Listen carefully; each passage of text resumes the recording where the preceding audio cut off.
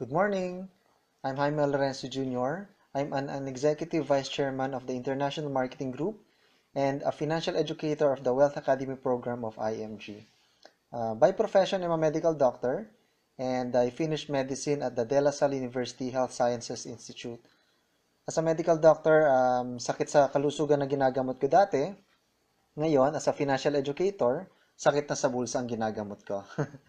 And I realized in the past 11 years, mas mahirap pala gamutin ang sakit sa bulsa kaysa sakit sa kalusugan. If you want to have a better understanding about money, then this is for you. After this 10-minute coaching, I'm confident if you do what you learn, you'll start to create a better, a stronger financial future. So handa ka na bang matuto? This is the sad scenario among senior citizens in the Philippines. Among 100 Filipinos above 65 years of age, only 2% retire as financially independent. 23% nagtatrabaho pa kasi siguro walang ipon, so walang choice, kailangan pa rin magtrabaho. 30% depend on charity, but most Filipinos, when they retire, 45% depend on their children or relatives. Question: saan mo gustong mapunta rito? Sa 2%? Sa 23%? 30%? Or 45%? Obviously, lahat tayo gusto natin maging financially secured or financially independent.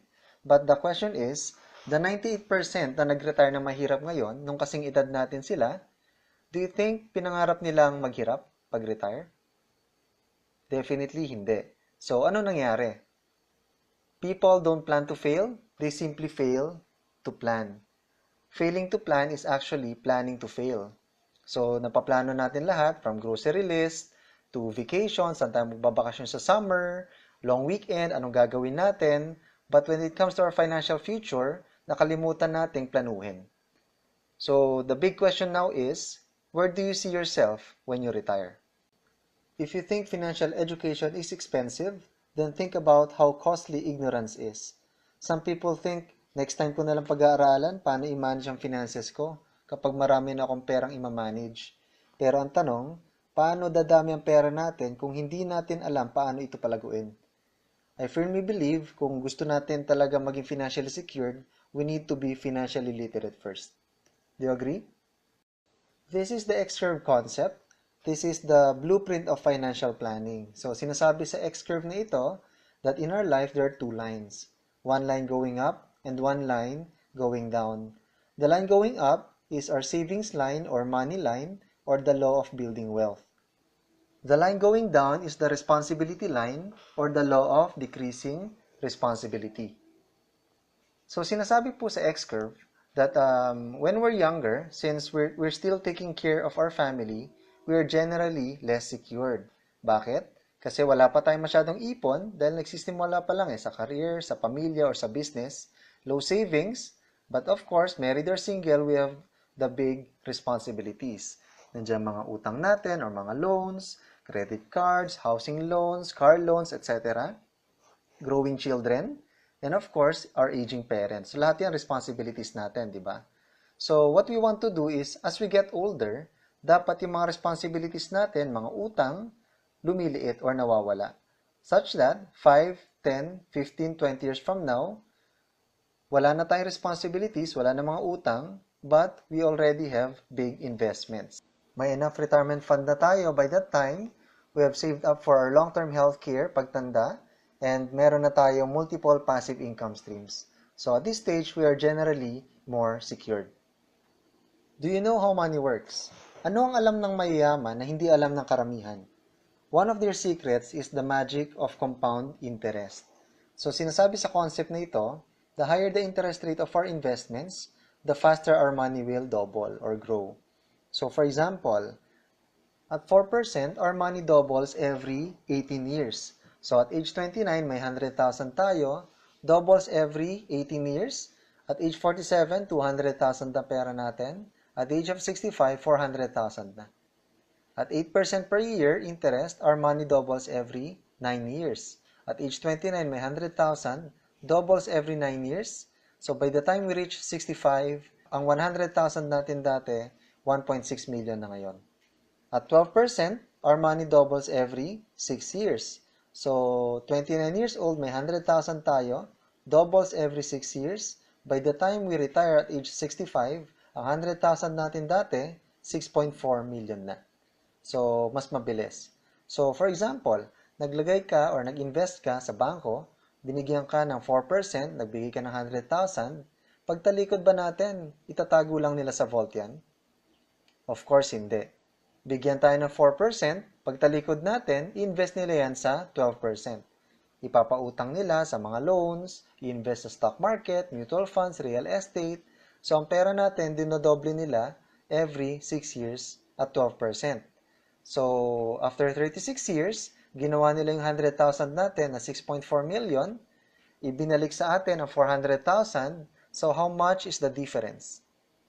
6.4 million minus 400,000, the difference is 6 million pesos.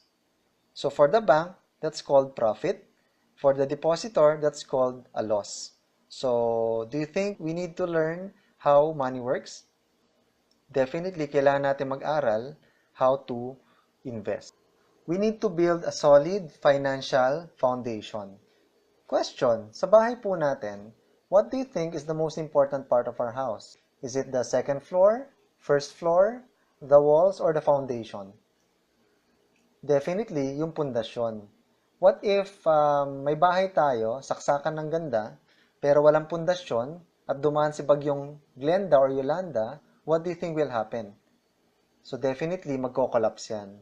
So, in building a solid financial foundation, just like building a house, we must build it from the ground going up. So, sa baba muna, pataas. Hindi pwedeng second floor, pababa. So, we must build it from the ground going up. The real foundation in building wealth is protection. Protection in the forms of life insurance and healthcare. So, we need to protect ourselves and family first with life insurance and healthcare. So, yan yung tunay na pundasyon ng finances natin. Before we invest, make sure may protection muna tayo. We cannot invest without protection first. Bakit ko nasabi to? What if, let's say, wala kang protection, wala kang insurance, wala kang healthcare, nag-invest ka directly sa stock market or mutual funds, for example. You invest 50,000 pesos. Now, tomorrow, something happens to us. Nagkasakit tayo, na-hospital tayo, then namatay tayo. Ang tanong, yung 50,000 na invest natin, million na ba bukas? So, 50,000 kay St. Luke's, kulang na kulang yan. Pambili ng kabaong, pamburol, kulang na kulang. Pampaaral sa mga anak mo, anhin nila ang 50,000 pesos. So, kung may insurance tayo, in case of death of the breadwinner, protected, makakain pa rin ng 3 beses ang pamilya mo, makapagtapos pa rin ng college ang mga anak natin. Okay? Bakit importante ang healthcare? Siyempre, bago naman tayo makipagkita kay San Pedro, dumadaan muna tayo kay St. Luke's. Tama ba? So, who will pay the bills? Paano natin babayaran yung mga hospital bills kung wala tayong healthcare? Next, we need to manage our debt. Bayaran natin mga utang natin, we need to reduce our liabilities. As much as possible, unti-untiin natin yung mga utang natin, zero natin yung mga utang natin, especially the high interest debts like credit cards, personal loans, etc. Next in the foundation is emergency fund. Question, sa buhay ba natin may mga dumarating na emergencies? So, palagi yan. Lagi may emergency. Pero, madalas, wala ang fund. So, we should build emergency fund which is equivalent to 3 to 6 months worth of our income. So, for example, I'm earning, let's say, 20,000 a month times 3 to 6 months. So, I should have 60 to 120,000 emergency fund. So, for example, nagkaroon ng emergency. I lose my job or mag-slow down yung business ko. I have 3 to 6 months to recover or to look for another source of income. Or let's say na nasira ang kotse, nasira ang gulong, may papagawa sa bahay, or nag-breakdown yung appliance, kailangan na bumili ng bago. So, kukunin ko yan sa emergency fund ko. So, hindi ko kailangang i-withdraw yung mga investments kasi may emergency fund ako. Hindi ko kailangan mangutang kasi may emergency fund ako. Then, investment. Yan yung pinakataas ng financial foundation natin. We need to build long-term assets for retirement, long-term healthcare, children's college fund. Dapat nasa long-term investments yung mga yan. Ang investment natin, yan magpaparetire sa atin, yan ang magbibigay ng magandang buhay sa atin 5, 10, 15 years from now. Now, to build wealth faster, to build a stronger financial foundation faster, it's also important to increase our cash flow. So, paano natin gagawin ito? So, we need to reduce our expenses, tipid-tipid muna, and we have to make more money. Spend less, make more. It's very important to increase the cash flow so that mas lalaki yung perang pwede nating panlagay or pambili ng life insurance or healthcare. With increased cash flow, mas mabilis nating mabayaran yung mga utang natin. Mas mabilis nating mabuild yung 3 to 6 months emergency fund. At every month, kung mas malaki cash flow natin, mas malaki yung pera nating pang-invest buwan-buwan. Kung dati, kaya mo lang mag-invest 1,000 per month, so with increased cash flow, with financial discipline in reducing expenses and making more income, so from 1,000 a month, eventually lalaki yan, 2,000 a month, 3,000 a month, 5,000 a month, 10,000 a month. So if we can invest bigger amount of money every month, so definitely we can achieve our goals faster. Do you want to have total financial peace? There's no secret. The only way is to build a solid financial foundation. And if you follow this strategy, you will never go wrong. The key to financial freedom is this: move from learning to doing. So invest time in your financial education, but make sure focus on your financial execution. Reading books, reading blogs is a good thing. Attending seminars is a good thing. But in our financial education, we need financial execution to become wealthy. Spend less, make more, save more. Get protected with life and health insurance. Pay off your debt, build up 3 to 6 months of your emergency fund, and invest long term. Remember, financial education without execution is powerless. What you know won't make you wealthy. It's what you do with what you know that will make you financially successful. So, if you're interested to increase your financial literacy, you can take advantage of the financial education training program and workshops in IMG. And if you want to know how to properly execute and get started in building your own financial foundation, paano ba ako magsisimula mag-invest, saan ba ako pwede mag-invest, we can guide you and coach you in IMG as well. Please contact the person who shared to you this coaching video, or you may also reach me in these contact details. Thank you so much. Hope you had fun learning.